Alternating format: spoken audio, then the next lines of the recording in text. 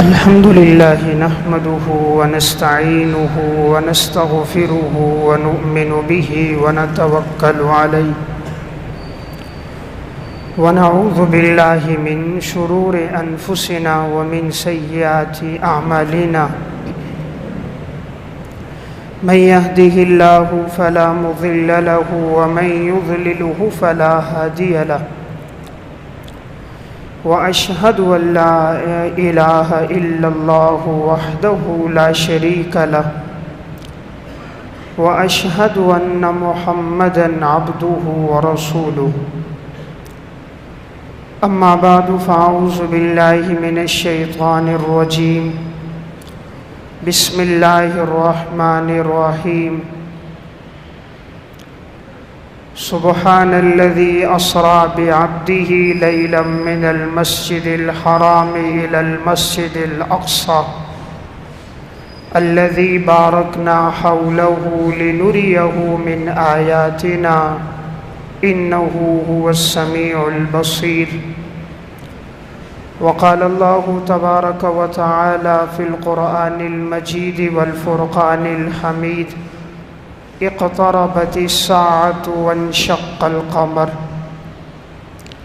وقال النبي صلى الله عليه وسلم فضلت على الأنبياء بست أعطيت جوامع الكلم ونصرت بالرعب وأحلت لي الغنائم وجعلت لي الأرض مسجدا وطهورا وأرسلت إلى الخلق كافة وختم بي النبيون رواہ مسلم صدق اللہ العظیم۔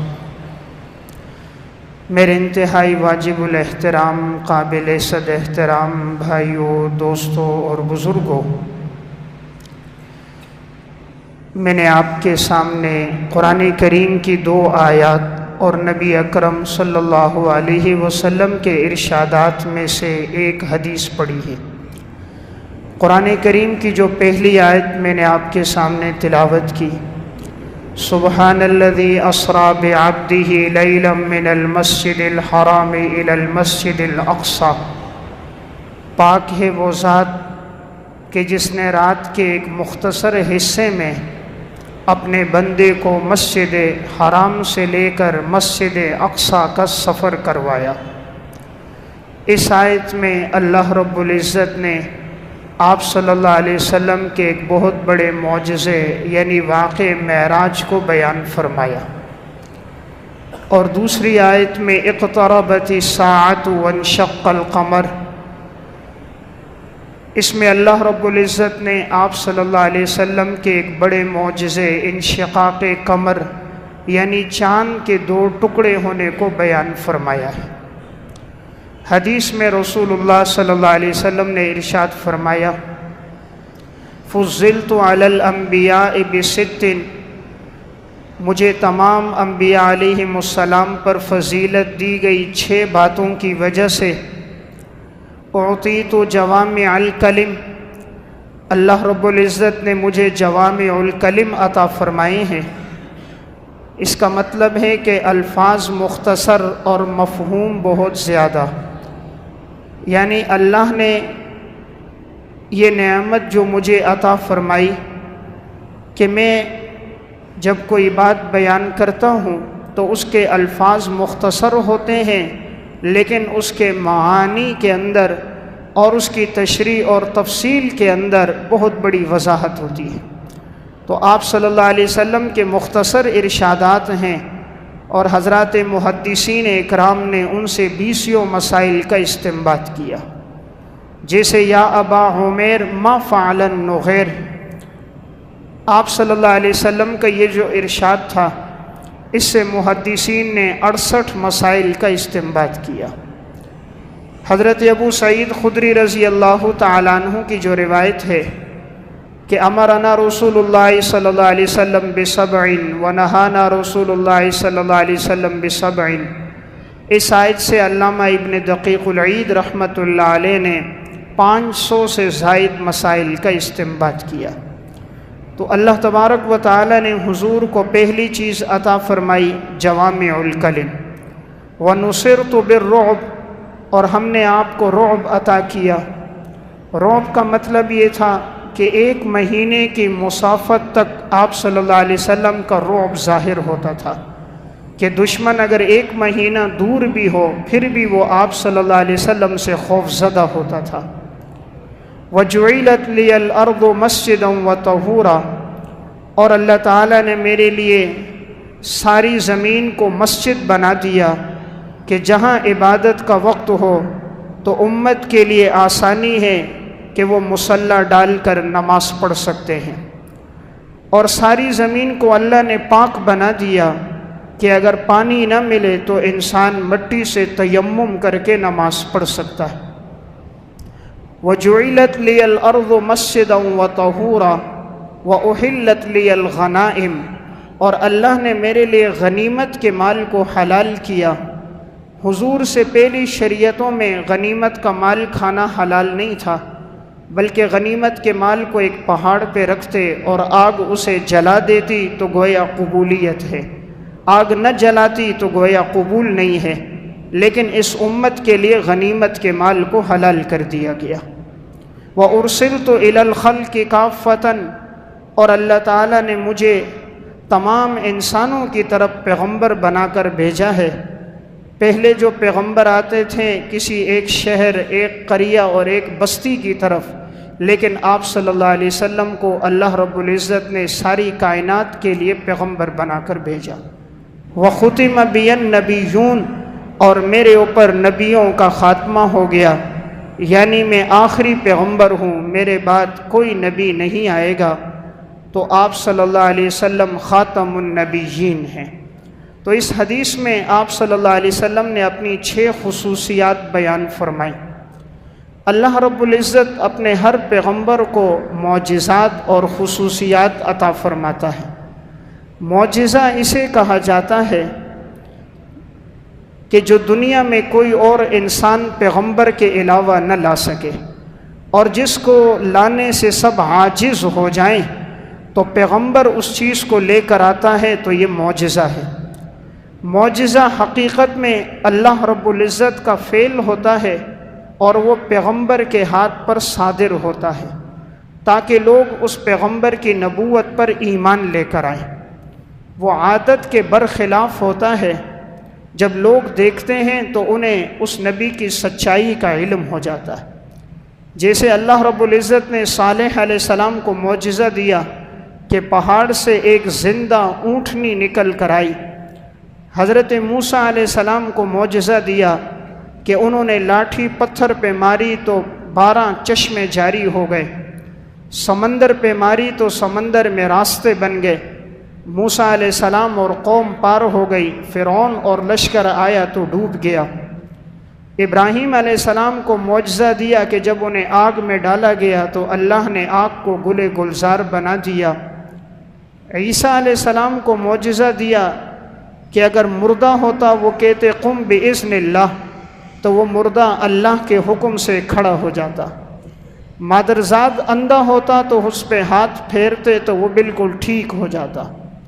جسے برس کی بیماری ہوتی عیسیٰ علیہ السلام اس پہ ہاتھ پھیرتے تو وہ تندرست ہو جاتا۔ تو اللہ رب العزت اپنے ہر پیغمبر کو معجزات عطا فرماتے ہیں۔ تو جب جناب رسول اللہ صلی اللہ علیہ وسلم تشریف لائے تو اللہ تعالیٰ نے آپ کو بھی معجزات عطا فرمائے۔ آپ صلی اللہ علیہ وسلم کی زندگی کا سب سے بڑا معجزہ تو قرآن کریم ہے، جو اس وقت سے لے کر آج تک زندہ جاوید موجود ہے۔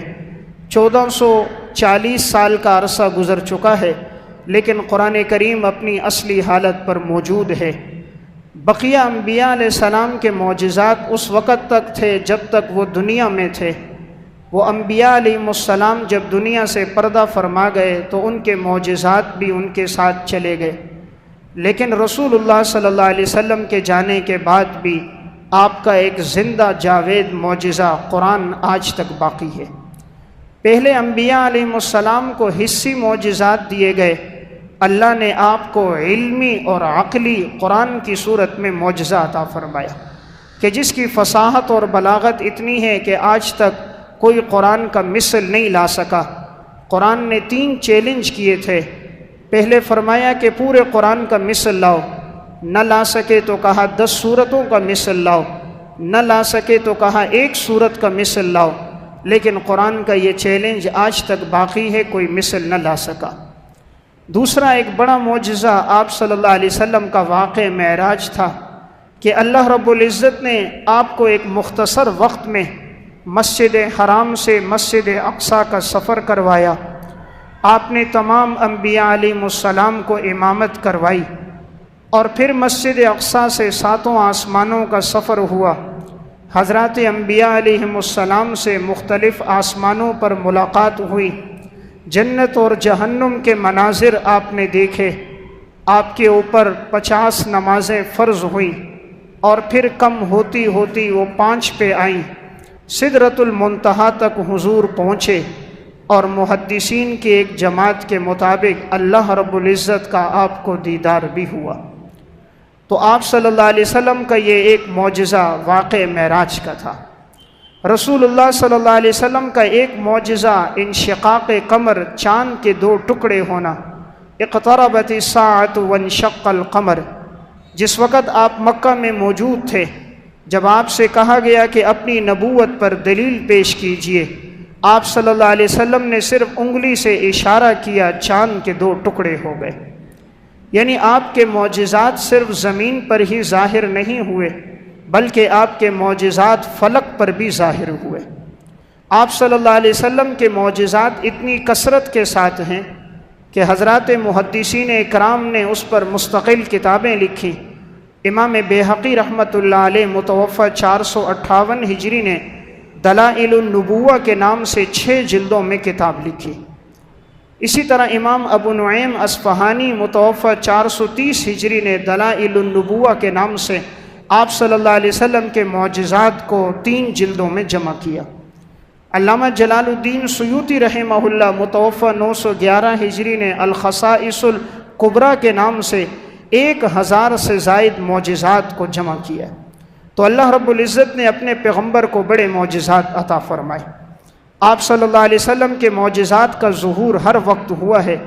میں چند معجزات عرض کرتا ہوں جس سے معلوم ہوگا کہ آپ صلی اللہ علیہ وسلم کا مقام کتنا بلند و بالا ہے۔ صلح حدیبیہ کا موقع تھا جب حضرات صحابہ اکرام کی تعداد 1400 سے زائد تھی، عمرہ کرنے کے ارادے کے لیے گئے۔ جب حدیبیہ مقام پر پہنچے ہیں تو ایک جگہ پر ایک کنواں تھا۔ صحابہ اکرام جب پہنچے تو دیکھا کنواں خشک ہو چکا ہے، پانی موجود نہیں تھا۔ ضرورت تھی وضو کرنے کی، جانوروں کو پلانے کی، خود پینے کی۔ آپ صلی اللہ علیہ وسلم اس کنویں پر تشریف لائے، آپ نے وضو فرمایا، آپ نے کلی کی، اور اس کنویں میں آپ صلی اللہ علیہ وسلم نے اپنی کلی کا پانی ڈال دیا۔ تھوڑی دیر گزری تھی کہ کنویں کے اندر نیچے سے پانی جوش مارنے لگا اور پانی اوپر تک آ گیا۔ 1400 سے زائد صحابہ تھے، پانی بھی پیا، جانوروں کو بھی پلایا، مشکیزوں کو بھی بھرا، لیکن کنویں کا پانی خشک نہ ہوا۔ آپ صلی اللہ علیہ وسلم کا معجزہ حدیبیہ کے موقع پر ظاہر ہوا کہ ایک موقع ایسا آیا کہ پانی ختم ہو گیا۔ آپ کا یہ معجزہ تبوک میں بھی ظاہر ہوا ہے، پانی موجود نہیں تھا، صحابہ اکرام پریشان ہو گئے، سفر تھا، دائیں بائیں تلاش کیا لیکن پانی نہ ملا۔ آپ صلی اللہ علیہ وسلم نے فرمایا جو بچا کچا پانی ہو لے کر آؤ۔ ایک کٹورے میں پانی لایا گیا، آپ نے اپنا دست مبارک اس میں ڈالا، آپ نے باہر نکالا تو آپ کی انگلیوں سے پانی کے چشمے جاری ہو گئے۔ حضرت جابر بن عبداللہ رضی اللہ تعالیٰ عنہ سے پوچھا گیا آپ کی تعداد کتنی تھی؟ کہا 1500۔ فرمایا کہ اگر 1,00,000 ہماری تعداد ہوتی تب بھی یہ پانی اتنا تھا کہ سب کے لیے کافی ہو جاتا۔ تو صحابہ نے پیا بھی، جانوروں کو پلایا بھی، مشکیزوں کو بھرا بھی، لیکن آپ صلی اللہ علیہ وسلم کی انگلیوں سے جاری یہ پانی کا چشمہ رکا نہیں۔ دیکھیں موسیٰ علیہ السلام کا معجزہ کیا تھا کہ انہوں نے لاٹھی کو پتھر پہ مارا تو چشمے جاری ہوئے، اور آپ صلی اللہ علیہ وسلم کا معجزہ کیا کہ انگلیوں سے چشمے جاری ہو گئے۔ پتھروں سے تو چشمے جاری ہوتے ہی ہیں، لیکن آج تک کسی نے یہ نہیں دیکھا ہوگا کہ انگلیوں سے پانی کے چشمے جاری ہو گئے ہوں۔ آپ صلی اللہ علیہ وسلم کا معجزہ، اللہ رب العزت نے یہ معجزہ بھی آپ کو عطا فرمایا تھا۔ حضرت جابر بن عبداللہ فرماتے ہیں کہ ایک سفر کے دوران میرا اونٹ تھا جو سب سے پیچھے رہتا تھا۔ آپ نے فرمایا جابر اسے تیزی سے لے کر چلو۔ کہا یا رسول اللہ یہ تیزی سے آگے بڑھتا نہیں، تھکا ماندہ ہے۔ آپ صلی اللہ علیہ وسلم نے اسے پیچھے سے ہانکا اور دعا فرمائی۔ حضرت جابر فرماتے ہیں کہ اتنا تیز رفتار ہو گیا، اب سب سے آگے جو اونٹ ہوتا تھا وہ میرا اونٹ ہوتا تھا۔ یہ آپ صلی اللہ علیہ وسلم کا معجزہ کہ آپ نے دعا فرمائی تو ان کا اونٹ تیز رفتار ہو گیا۔ حضرت انس بن مالک رضی اللہ تعالیٰ عنہ، جنہوں نے رسول اللہ صلی اللہ علیہ وسلم کی 10 سال خدمت کی ہے، سفر اور حضر میں آپ کے ساتھ ہوتے تھے۔ ایک موقع پر حضرت ام سلیم رضی اللہ تعالیٰ عنہ نے کہا کہ آپ میرے بیٹے کے لیے دعا فرمائیے یا رسول اللہ۔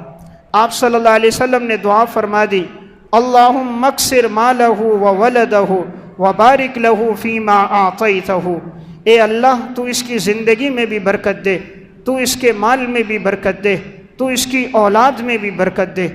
حضرت انس فرماتے ہیں پھر آپ صلی اللہ علیہ وسلم کا یہ معجزہ ایسا ظاہر ہوا، اللہ نے اتنی لمبی عمر عطا فرمائی کہ سن 93 ہجری میں ان کا انتقال ہوا، اور ایک قول ہے سن 95 ہجری میں، یعنی آپ صلی اللہ علیہ وسلم سن 11 ہجری میں دنیا سے پردہ فرما رہے ہیں، تو حضرت انس سن 93 ہجری میں یعنی حضور کے جانے کے بھی 82 سال کے بعد انتقال ہوا۔ اللہ نے اتنی لمبی عمر عطا فرمائی اور صحت اور تندرستی والی عمر دی، ان سے بڑا فیض پھیلا، بہت سے لوگوں نے ان سے سنا۔ آج امت تک جو احادیث کا ایک ذخیرہ پہنچا تو ان میں بہت بڑا ذخیرہ حضرت انس بن مالک کے ذریعے بھی پہنچا۔ اور اللہ نے اولاد میں کیسی برکت دی، فرماتے تھے میں نے اپنے ہاتھوں سے اپنے بیٹے، پوتے، نواسے، پڑپوتے جو دفنائے ہیں ان کی تعداد 100 سے زائد ہے۔ اور اللہ نے رزق میں کیسی برکت دی، فرمایا کہ لوگوں کی فصل جو ہوتی ہے سال میں 1 دفعہ ہوتی ہے، اور میری جو فصل ہوتی ہے وہ سال میں 2 دفعہ ہوتی ہے۔ اور اللہ اتنا نفع دیتا ہے، اتنا نفع کہ اس کی مثل نہیں ملتی۔ تو آپ صلی اللہ علیہ وسلم کا معجزہ، آپ نے جو دعا فرمائی اللہ رب العزت نے اسے ہو بہو قبول فرمایا۔ صحیح مسلم کی روایت ہے، حضرت ابو ہریرہ رضی اللہ تعالیٰ عنہ کی والدہ ہیں، ایک موقع پر انہوں نے کچھ نازیبہ الفاظ کہہ دیے۔ حضرت ابو ہریرہ آپ صلی اللہ علیہ وسلم کے پاس آئے، کہا یا رسول اللہ آپ دعا کرو اللہ میری والدہ کو ہدایت عطا فرما دے۔ آپ صلی اللہ علیہ وسلم کے ہاتھ اٹھے اور آپ نے دعا فرما دی، اے اللہ ابو ہریرہ کی والدہ کو ہدایت عطا فرما دے۔ حضرت ابو ہریرہ ایک دم مجلس سے اٹھے ہیں، دوڑتے ہوئے گھر کی طرف جا رہے ہیں، گویا زبان حال سے یہ کہہ رہے تھے کہ میں دیکھتا ہوں محمد الرسول اللہ کی دعا پہلے پہنچتی ہے یا ابو ہریرہ پہلے گھر پہنچتا۔ ابو ہریرہ کہتے ہیں میں دروازے پر پہنچا تو اندر سے دروازہ بند تھا اور ان کی والدہ غسل کر رہی تھی، پانی کے گرنے کی آواز آ رہی تھی۔ انہوں نے دروازے پر دستک دی تو والدہ نے کہا ابو ہریرہ ٹھہرو میں غسل کر رہی ہوں۔ غسل سے فارغ ہوئیں، اسی موقع پر کلمہ پڑھ لیا، اشہد ان لا الہ الا اللہ و اشہد ان محمدًا عبدہ و رسولہ، کہا مجھے حضور کی بھی خدمت میں لے کر چلو۔ ابو ہریرہ پھر دوڑتے ہوئے آئے ہیں اور آپ صلی اللہ علیہ وسلم کو خوشخبری سنائی کہ یا رسول اللہ آپ کی دعاؤں کے طفیل میری والدہ مسلمان ہو گئی۔ یہ آپ صلی اللہ علیہ وسلم کا معجزہ تھا، آپ نے ہاتھ پھیلائے، اللہ نے ابو ہریرہ کی والدہ کو ایمان کی دولت سے نواز دیا۔ غزوہ خیبر کا موقع ہے، رسول اللہ صلی اللہ علیہ وسلم فرماتے ہیں کل کے دن میں جھنڈا اس کو دوں گا جو اللہ اور اللہ کے رسول سے محبت کرتا ہے اور اللہ اور اس کا رسول بھی اس سے محبت کرتا ہے۔ جب کل کا دن آیا تو صحابہ اکرام سارے آپس میں سوچنے لگے کہ وہ کون خوش نصیب ہوگا، وہ کون نیک بخت ہوگا جسے آپ صلی اللہ علیہ وسلم جھنڈا عطا فرمائیں گے۔ صحابہ اکرام بیٹھے تھے، آپ نے فرمایا علی کہاں ہیں؟ صحابہ نے بتایا یا رسول اللہ ان کی آنکھوں میں تکلیف ہے، اس وجہ سے وہ حاضر نہیں ہو سکے۔ آنکھوں کی بیماری میں مبتلا ہیں۔ آپ نے فرمایا علی کو بلاؤ۔ حضرت علی رضی اللہ تعالیٰ عنہ کو بلایا گیا۔ جناب رسول اللہ صلی اللہ علیہ وسلم نے اپنا لعاب دہن لیا، حضرت علی کی آنکھوں میں لگا دیا۔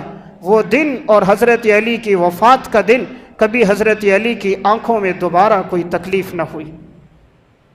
یہ وہی لعاب ہے جو غار ثور کے موقع پر ابو بکر صدیق کی ایڑی پہ جناب رسول اللہ صلی اللہ علیہ وسلم نے لگایا تھا، کہ جب غار ثور میں ابو بکر صدیق نے سوراخ میں ایڑی رکھی تھی اور ایک سانپ نے آپ کو ڈسا تھا، ابو بکر نے حرکت نہیں کی کہ آپ صلی اللہ علیہ وسلم کے آرام میں خلل نہ آئے، لیکن تکلیف کی شدت زیادہ تھی، آنکھوں سے بے قطار آنسو بہنے لگ گئے، آپ صلی اللہ علیہ وسلم کے چہرے پہ لگے، آپ بیدار ہو گئے۔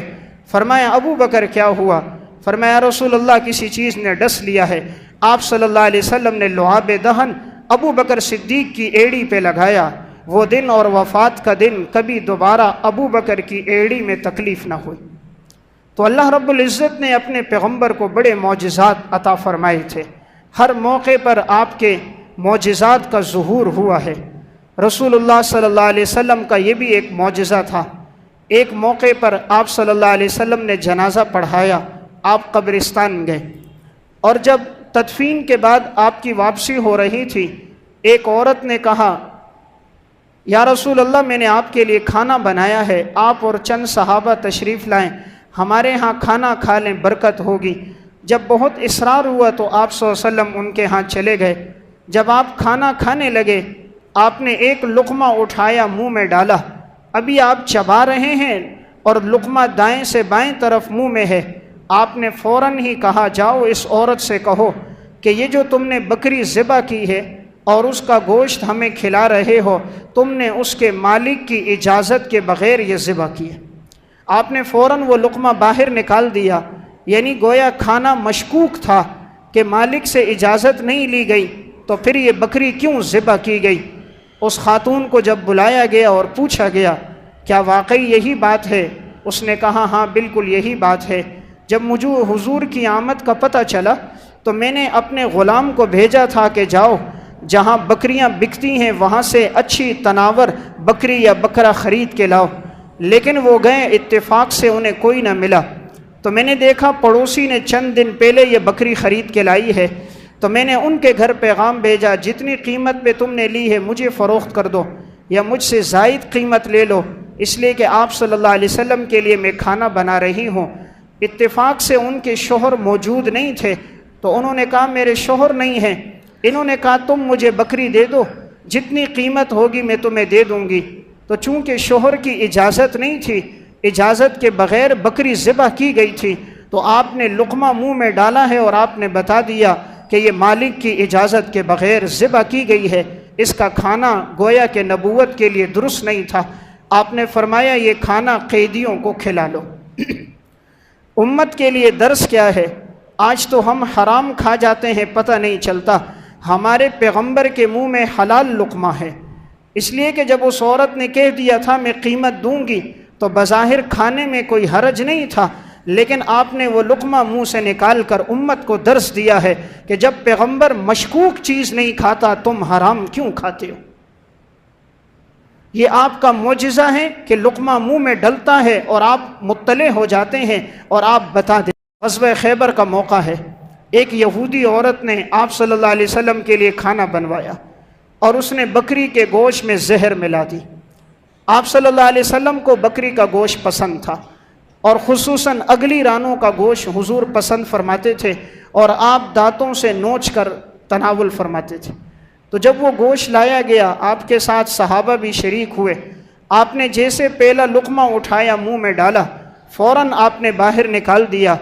آپ نے فرمایا اس یہودی عورت کو بلاؤ، اس نے کھانے میں زہر ملایا ہے۔ حالانکہ صرف ابھی منہ میں ڈالا ہے، آپ صلی اللہ علیہ وسلم نے فوراً بتا دیا کھانے میں زہر ہے۔ یہودی عورت کو بلایا گیا، کہا تو نے کھانے میں زہر ملایا ہے؟ اس نے کہا تمہیں کس نے بتایا؟ آپ صلی اللہ علیہ وسلم نے کہا مجھے اس گوشت کی بوٹی نے بتایا، جس کو میں نے منہ میں ڈالا ہے اس نے مجھے بتایا ہے کہ میرے اندر زہر ملا ہوا ہے، بھلا تو نے کیوں زہر ڈالا؟ تو اس بدبخت یہودی عورت نے کہا میں نے اس لیے ڈالا تھا کہ اگر آپ سچے پیغمبر ہو تو آپ پہ زہر اثر نہیں کرے گا، اور اگر سچے نہیں ہو تو معاذ اللہ زہر کھانے سے آپ کی موت آ جائے گی اور ہم خوش ہو جائیں گے کہ یہ پیغمبر مر گیا، تو اس لیے میں نے یہ زہر ڈال دیا۔ آپ کے عالی اخلاق تھے، آپ نے اسے معاف کر دیا۔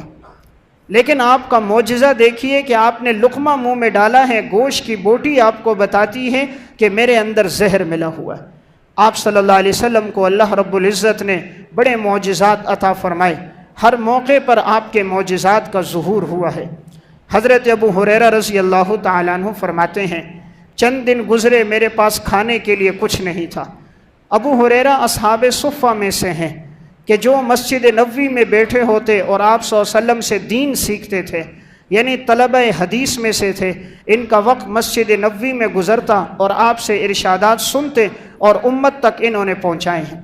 کہتے میں نے کچھ کھایا نہیں، بھوک کی حالت تھی، میں باہر نکلا اور باہر نکل کر میں نے یہ سوچا ابو بکر صدیق آئیں گے، ان سے مسئلہ پوچھوں گا، ہو سکتا ہے وہ مجھے گھر لے جائیں، کچھ کھلا لیں پلا لیں۔ ابو بکر صدیق رضی اللہ تعالیٰ عنہ آئے، انہوں نے مسئلہ پوچھا، صدیق اکبر نے مسئلہ بتا دیا۔ اب انہیں معلوم نہیں تھا کہ یہ بھوک کی حالت میں ہے، انہوں نے زبان سے اظہار نہیں کیا اور انہیں پتہ نہ چل سکا، عالم الغیب تو اللہ کی ذات ہے۔ تو ابو بکر صدیق وہاں سے چلے گئے۔ پھر یہ کھڑے رہے، اتنے میں حضرت عمر آ گئے۔ فرماتے میں نے سوچا میں ان سے مسئلہ پوچھوں گا، ساتھ ہو سکتا ہے مجھے دعوت دے کے گھر لے جائیں گے، کھانا کھلا لیں گے۔ حضرت عمر بھی جلدی میں تھے، انہوں نے انہیں بات بتائی، آگے چلے گئے۔ حضرت ابو ہریرہ بھوک کی حالت میں وہیں کھڑے۔ اتنے میں آپ صلی اللہ علیہ وسلم تشریف لے آئے۔ رسول اللہ صلی اللہ علیہ وسلم نے ابو ہریرہ کو دیکھا تو آپ مسکرا گئے۔ آپ نے ابو ہریرہ کا ہاتھ پکڑا اور اپنے گھر لے کر آئے، اپنے گھر کی بیٹھک میں بٹھایا اور پیغام بھیجا، کیا گھر کے اندر کھانے پینے کی کوئی چیز ہے؟ جواب آیا کہ گھر میں ایک پیالہ دودھ ہدیے میں آیا ہے۔ آپ صلی اللہ علیہ وسلم نے فرمایا وہ میری طرف بھیجو۔ ایک پیالہ دودھ کا لیا گیا۔ ابو ہریرہ سے فرمایا کہ جاؤ تمام اصحاب صفہ کو بلا کر لاؤ۔ ابو ہریرہ کہتے میں سوچنے لگا ایک پیالہ دودھ کا، میری بھی بھوک کی حالت ہے اور اصحاب صفہ 70 سے زائد صحابہ، یہ ایک پیالہ دودھ سب کو کیسے کافی ہوگا؟ لیکن جناب رسول اللہ صلی اللہ علیہ وسلم کا حکم تھا، میں گیا تمام اصحاب صفہ کو بلا کر لایا۔ آپ نے فرمایا سب کو بٹھا دو، میں نے بٹھا دیا۔ فرمایا ابو ہریرہ دائیں طرف سے شروع کرو اور سب کو پلاؤ۔ ابو ہریرہ کہتے ہیں ایک پیالہ دودھ ایک کو پلاتا، وہ سیر ہوتا، دوسرا پیتا سیر ہوتا، تیسرا پیتا، سب کو پلا لیا، تمام سیر ہو گئے۔ آپ نے فرمایا ابو ہریرہ اب تم پیو۔ حضرت ابو ہریرہ نے پیا۔ فرمایا یا رسول اللہ اب بس ہے، میں سیر ہو گیا۔ آپ نے فرمایا ابو ہریرہ اور پیو۔ حضرت ابو ہریرہ کہتے ہیں میں نے اور پیا۔ فرمایا یا رسول اللہ بس۔ آپ نے فرمایا اور پیو۔ ابو ہریرہ کہتے ہیں میں نے اور پیا۔ میں نے کہا یا رسول اللہ اتنی سیرابی ہو گئی کہ گویا کہ میرے ناخنوں کے نیچے تک سیرابی ہو گئی، اس سے زیادہ کی گنجائش نہیں۔ آپ صلی اللہ علیہ وسلم نے پھر وہ پیالہ لیا اور آپ نے وہ دودھ پیا تو پھر وہ دودھ ختم ہوا۔ یعنی ایک پیالہ دودھ ہے، تمام اصحاب صفہ نے پیا ہے، لیکن وہ دودھ کا پیالہ ختم نہیں ہوا۔ یہ رسول اللہ صلی اللہ علیہ وسلم کا معجزہ تھا۔ آپ کے معجزات کھانے پر بھی ظاہر ہوئے۔ غزوہ خندق کا موقع ہے، صحابہ اکرام بڑی دشواری کی حالت میں ہیں، کھانے پینے کے لیے کچھ نہیں ہے اور بڑی بڑی خندقیں کھودی جا رہی ہیں تاکہ دشمن مدینہ میں داخل نہ ہو۔ صحابہ نے بھوک کی وجہ سے اپنے پیٹ پر پتھر باندھے ہیں، جناب رسول اللہ صلی اللہ علیہ وسلم نے بھی پتھر باندھے ہیں۔ حضرت جابر نے یہ حالت دیکھی تو برداشت نہ ہوا، اپنے گھر آئے، اپنی اہلیہ سے کہا آپ صلی اللہ علیہ وسلم بڑی بھوک کی حالت میں ہیں، گھر میں کچھ ہے تو پکاؤ۔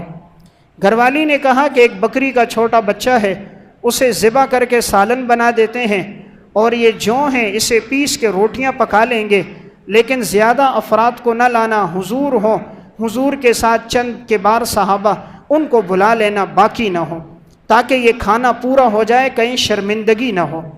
حضرت جابر بن عبداللہ گئے، رسول اللہ صلی اللہ علیہ وسلم کو بتایا یا رسول اللہ آپ تشریف لائیے، میں نے آپ کے لیے کھانا بنایا۔ آپ صلی اللہ علیہ وسلم نے فرمایا جاؤ تمام خندق والوں کو کہہ دو آج جابر نے تمہاری دعوت کی ہے۔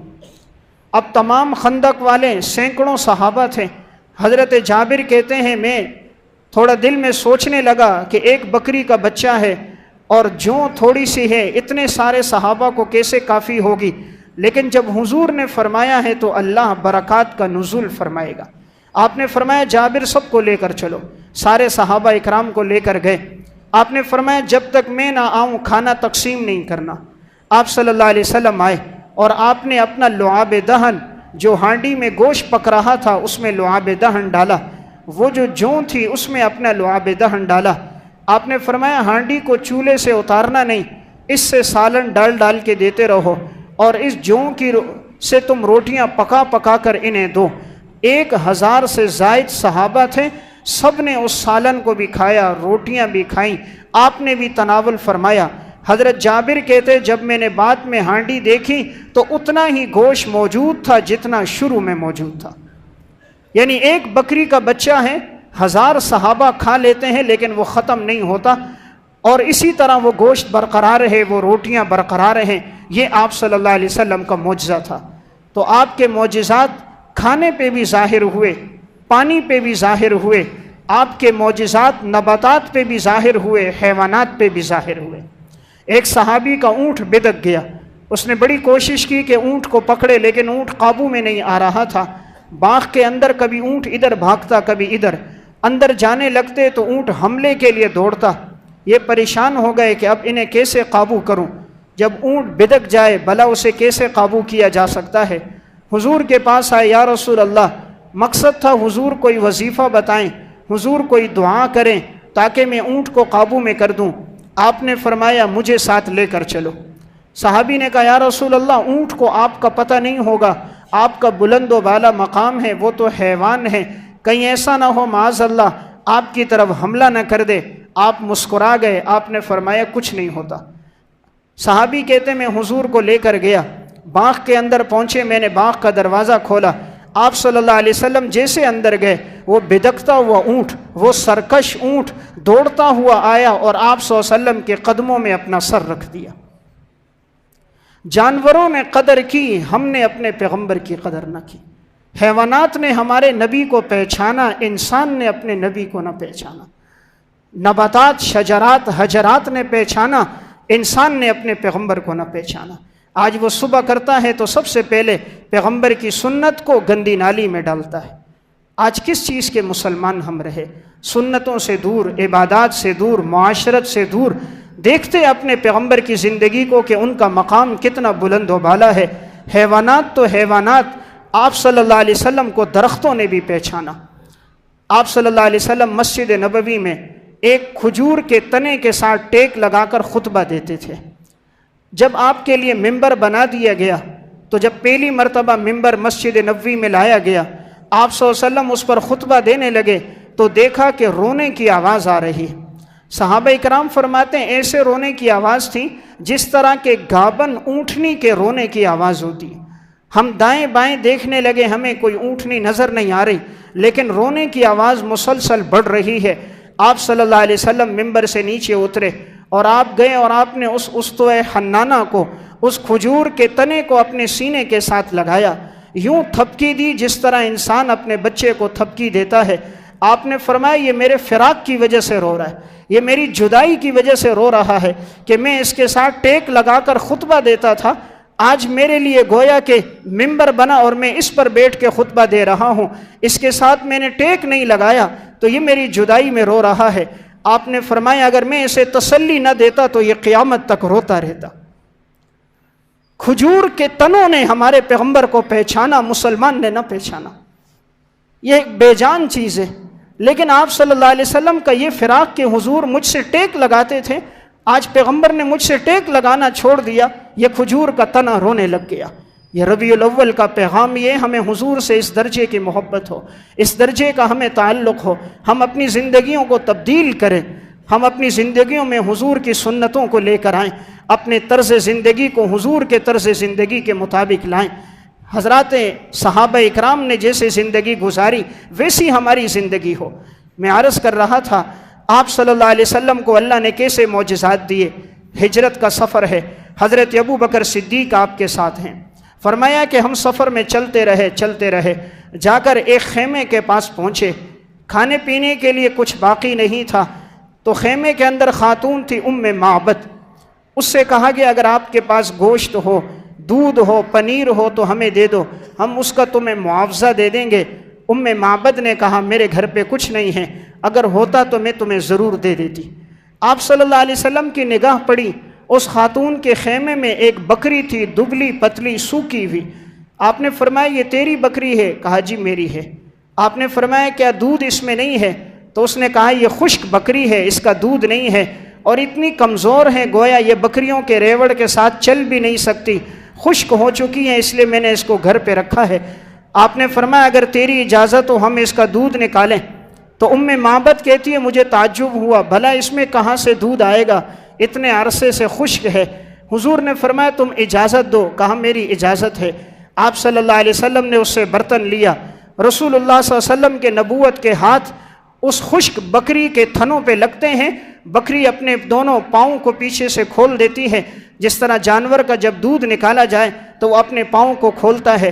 آپ صلی اللہ علیہ وسلم دودھ نکالنے لگ گئے، وہ برتن دودھ سے بھر گیا۔ آپ نے معبد کو دیا کہ تم دودھ پی لو، فرمایا آپ پیو، آپ نے فرمایا نہیں تم پیو۔ معبد کو دودھ پلایا، پلانے کے بعد پھر دودھ نکالا، آپ کے ساتھ ابو بکر تھے، عامر بن فہیرہ تھے، انہیں پلایا، فرمایا گھر میں اور برتن ہیں اور لے کر آؤ۔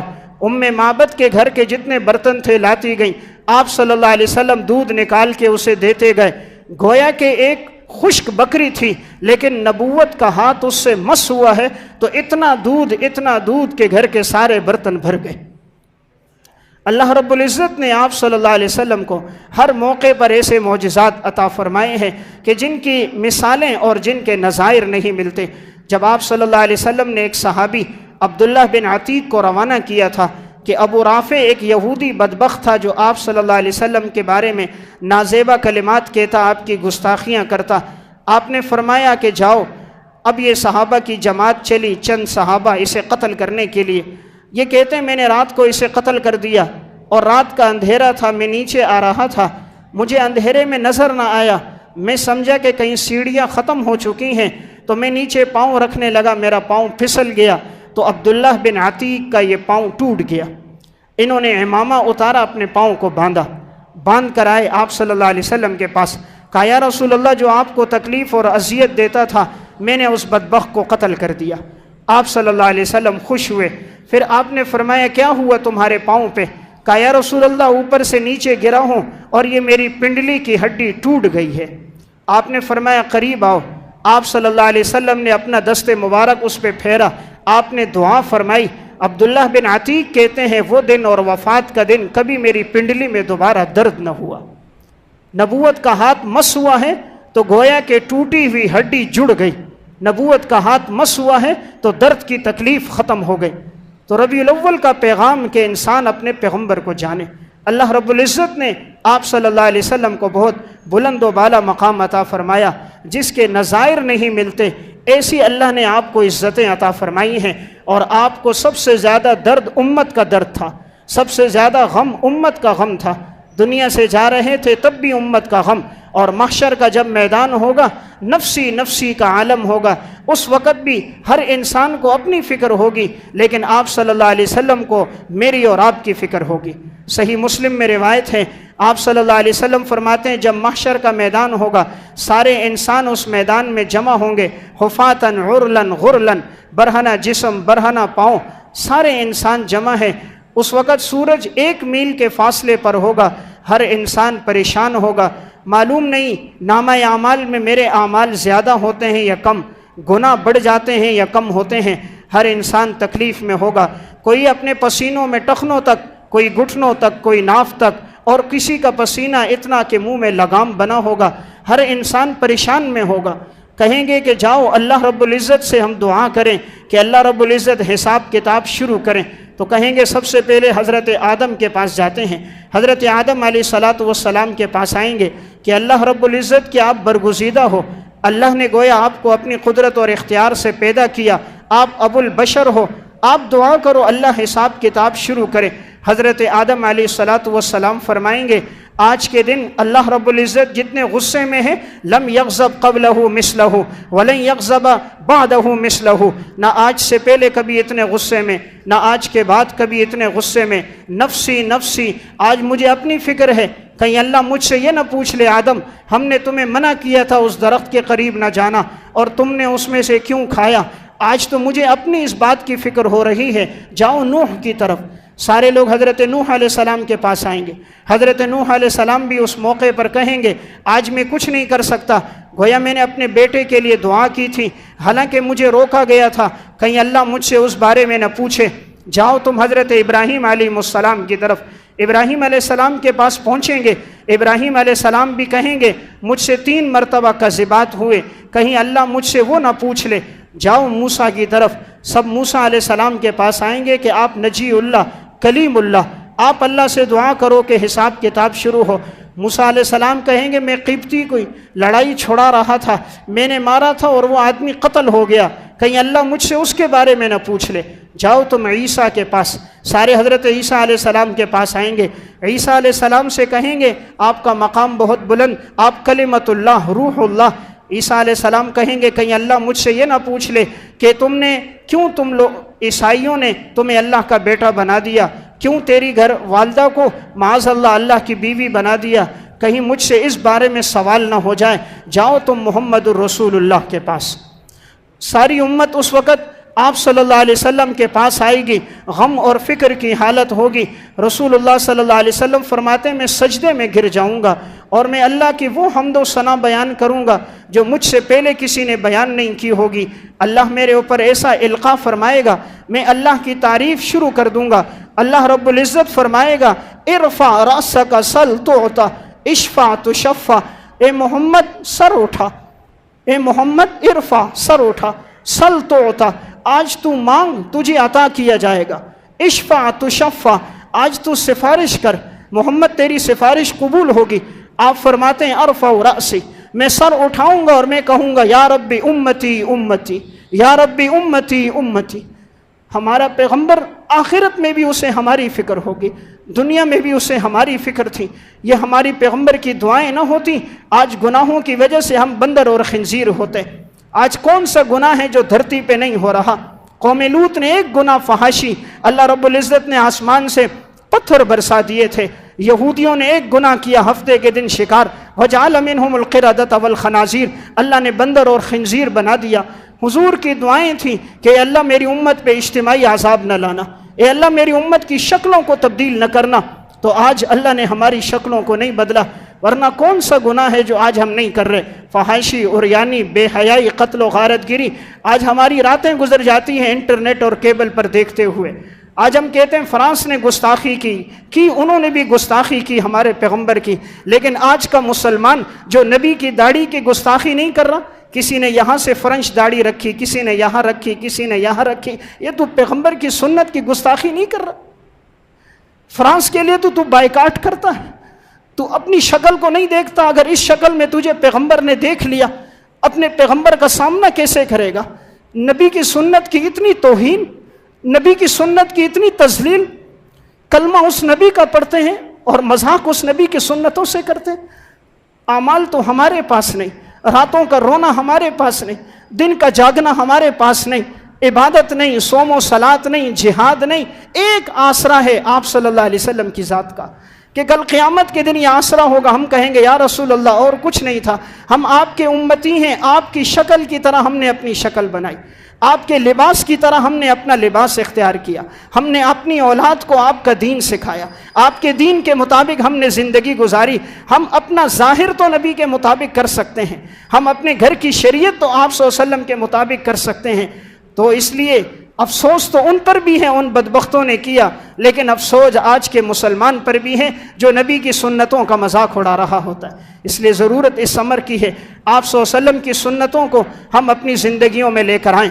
ربیع الاول کا معنی بہار ہے، ہم بھی اپنی زندگیوں میں بہار لے کر آئیں. آج سے پہلے جو زندگی گزری سو گزری، آج کے بعد زندگی میں بہار آئے کہ آئیے عہد کر کے اٹھیں. آج کے بعد آپ صلی اللہ علیہ وسلم کی سنتوں پر عمل کرنا ہوگا.